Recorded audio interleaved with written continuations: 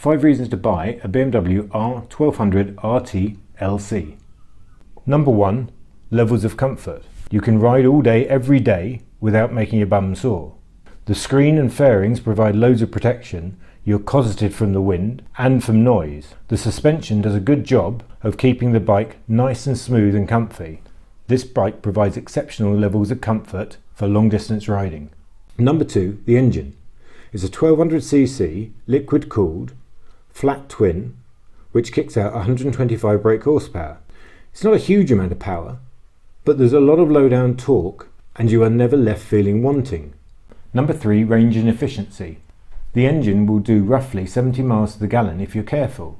The fuel tank is 25 litres. That gives you a theoretical range of 340 to 350 miles with ease. Not only is that very economical, it's also exactly what you want from a big tourer. Number 4, tucked away down here, is the shaft drive.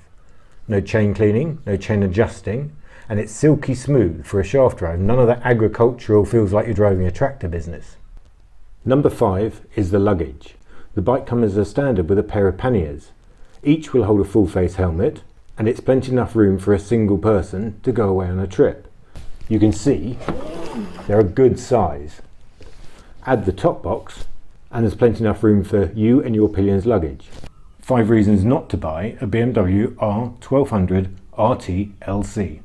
Number 1 is the suspension.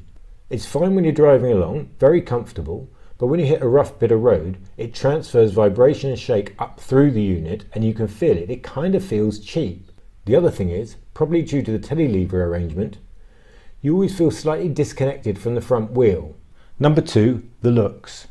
To look at, the bike's a little front heavy even when the panniers are on. It's quite conservative in the way it looks, and to be frank, it's a little dull. Though I never feel ashamed of the bike, it's not a bike that I go wow every time I see, and in some ways that's a little bit of a letdown. Number 3 is the sat-nav mount.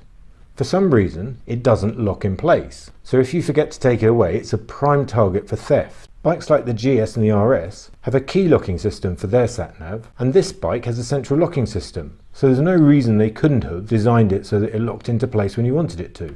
Number 4 is the mirrors. They're set quite low, which means that you have to look down from the road when you're going to use them, but also when your hand's on the handlebars, it takes away part of the mirror, as you can see from where I put the blind spot mirror on this. Additionally, when you move the handlebars, it blocks out the mirrors. It's such a well-known fault that some riders choose to put additional mirrors on the handlebars themselves. And number 5 is the gearbox. It's not the worst of the worst, but it's a bit on the rough side. If I was buying a cheap starter bike, I'd be fine with it and think it was absolutely great. But on a bike of this quality and this price, I'd expect something a bit better. And I certainly wouldn't expect something that reminds me slightly of a tractor.